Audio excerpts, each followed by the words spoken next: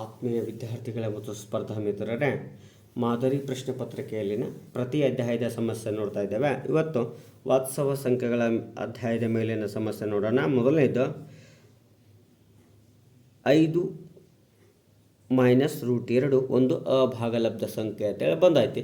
ಹಾಗಾದರೆ ಅದನ್ನು ನಾವು ಬಿಡಿಸೋಣ. ಏನಪ್ಪ ಅಂದರೆ 5 - √2 ಒಂದು ಏನಂತ ತಗೊಳ್ಳೋಣ್ರಿ, ಭಾಗಲಬ್ಧ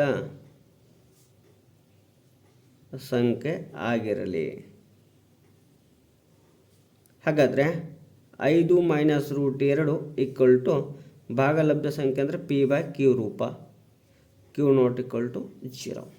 ಸರ್, ಒಬ್ಬರು A/B ಅಂತ ಬರೀತಾರೆ. ಸೊ ಯೂಸ್ ಮಾಡ್ಬೋದು, ಅದ್ರಾಗೇನು ತಪ್ಪೇನಿಲ್ಲ ರೀ. ಹಾಗೆ 5 ಮತ್ತು ಮೈನಸ್ ಹಾಗೆ ಇರಲಿ, ಏನಿಲ್ಲರಿ, ಎಕ್ಸ್ಚೇಂಜ್ ಮಾಡೋಣ. P/Q ಬಲದಿಂದ ಎಡಕ್ಕೆ ತಗೊಳ್ಳೋಣ, -√2 ಬಲಕ್ಕೆ ಒಯ್ದು ಬಿಡೋಣ, ಪ್ಲಸ್ ಆಗಿಬಿಡ್ತಾ ಇದೆ. ಸೊ ಛೇದದಲ್ಲಿ ಏನಿಲ್ಲ ಅಂದರೆ ಎಷ್ಟಿರ್ತದೆ ರೀ, 1 ಇರ್ತದೆ.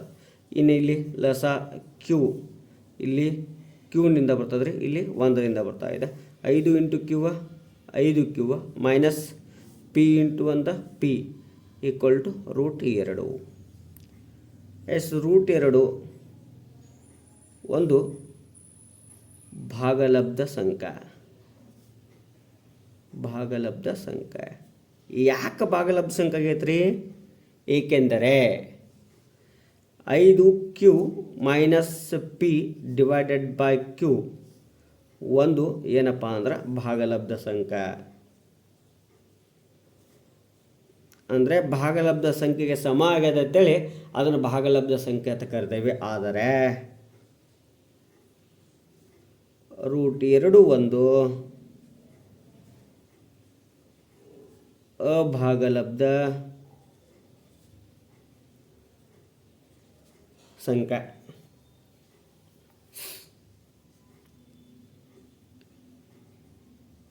ನಮ್ಮ ಊಹೆ ಏನ್ರಿ, ತಪ್ಪು. ಆದ್ದರಿಂದ 5 - √2 ಒಂದು ಅಭಾಗಲಬ್ಧ ಸಂಖ್ಯೆ. ಈ ರೀತಿ 2 ಅಂಕದ ಪ್ರಶ್ನೆಯನ್ನು ನಾವು ಸಾಧಿಸ್ಬೋದು. ಇದೇ ಪ್ರಶ್ನೆ ಮೇಲೆ ಏನಪ್ಪ ಅಂದರೆ 22ನೇ ಪ್ರಶ್ನೆ ಹೀಗಿದೆ. 2 ಸಂಖ್ಯೆಗಳ ಗುಣಲಬ್ಧ 2366 ಮತ್ತು ಅವುಗಳ ಮಸಹ 13 ಆದರೆ ಅವುಗಳ ಲಸಹ ಕಂಡುಹಿಡಿಯಿರಿ. ನೋಡ್ರಿ, 2 ಸಂಖ್ಯೆಗಳ ಗುಣಲಬ್ಧ ಅಂದರೆ A × B 2366, ಮಸಹ 13, ಏನು ಕಂಡುಹಿಡಿಬೇಕು? ಲಸಹ ಕಂಡುಹಿಡಿಬೇಕು. ಹಾಗಾದರೆ ನಮಗೆ ಸೂತ್ರ ಗೊತ್ತಿರಬೇಕು. A × B = ಮಸಹ × ಲಸಹ. ಅಂದರೆ ಎದರ ಮಸಹ ರೀ? AB ಯ ಮಸಹ. ಎದರ ಲಸಹ ರೀ? AB ಯ ಲಸಹ. ಇವೆರಡರ ಗುಣಲಬ್ಧಗಳು ಮತ್ತು ಮಸಹ ಮತ್ತು ಲಸಹಗಳ ಗುಣಲಬ್ಧಕ್ಕೆ ಸಮನಾಗಿರ್ತಾ ಇದೆ.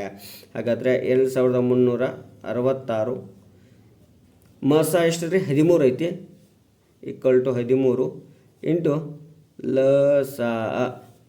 ಹಾಗಾದರೆ 2366 ಭಾಗಲೇ 13 = ಏನಾಗುತ್ತೆ ರೀ?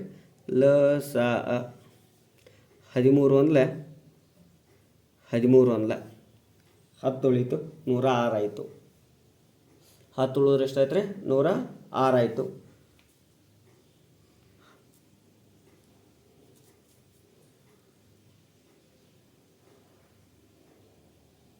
ಹದಿಮೂರು 8 104. ಎಷ್ಟು ಉಳಿತು ರೀ? 106 104 ಹೋದರೆ 2 ಉಳಿತು, 26. 13 2 26. ಹಾಗಾದರೆ ಲಸಹ 182 ಆಯಿತು. ಇನ್ನು ಈ 2 ಸಂಖ್ಯೆಯಲ್ಲಿ ಒಂದು ಸಂಖ್ಯೆ 91 ಇದೆ. A × B ಮಸಹ × ಲಸಹ. ಹಾಗಾದರೆ A ಒಂದು 91 ಬರ್ಕೊಳ್ಳೋಣ, B ಗೊತ್ತಿಲ್ಲ, ಹಾಗೆ ಇಟ್ಕೊಳ್ಳೋಣ. ಮಸಹ ಎಷ್ಟೈತಿ? 13 ಇದೆ.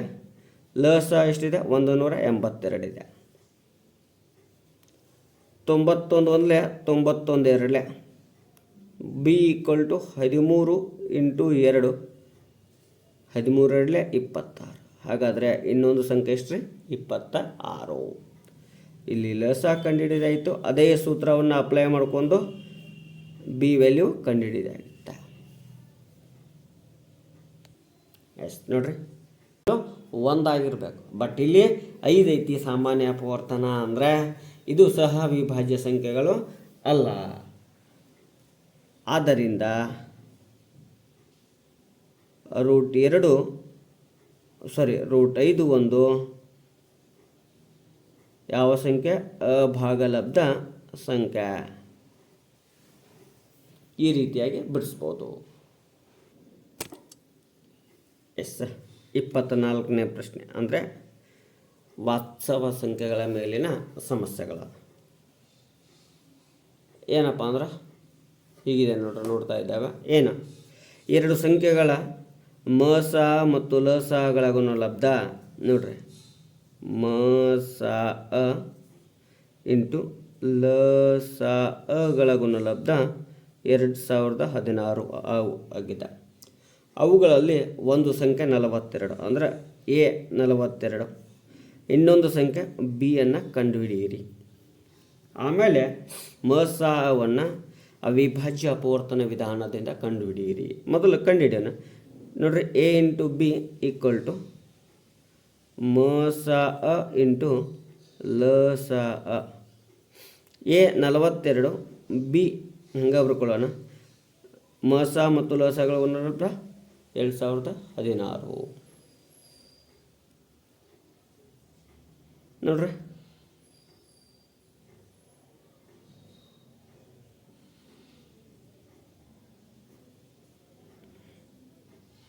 ಎರಡಲೇ 2 ಒಂದಲೇ 0, 10 0, 2 8.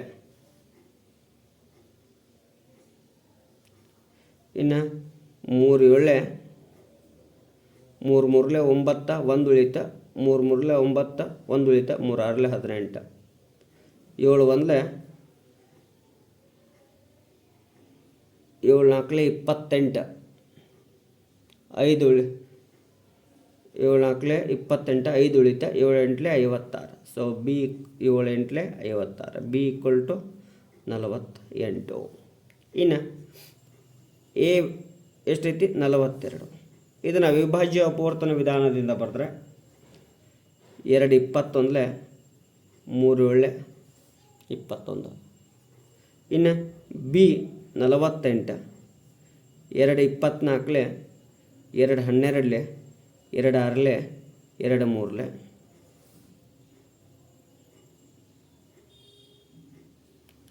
ಸೊ ಏನು ಕಂಡುಹಿಡಿಬೇಕು ಮಸ. ಹಾಗಾದರೆ ಮಸ ಕಂಡುಹಿಡಿಯತ್ತಿದನ್ರಿ ನೋಡ್ರಿ. ಸಾಮಾನ್ಯ ಸಂಖ್ಯೆಗಳನ್ನು ಮಾತ್ರ ತೆಗೆಯೋಣ. ಎಷ್ಟೈತಿ 2 ಐತಿ, 3 ಮತ್ತು ಯಾವುದು ಬರಲ್ಲ 3, 2 3 6. ಹಾಗಾದರೆ ಮಸ ಎಷ್ಟಾಯ್ತು ರೀ 6 ಆಯಿತು. ಈ ರೀತಿ ಕಂಡುಹಿಡಿಬೋದು.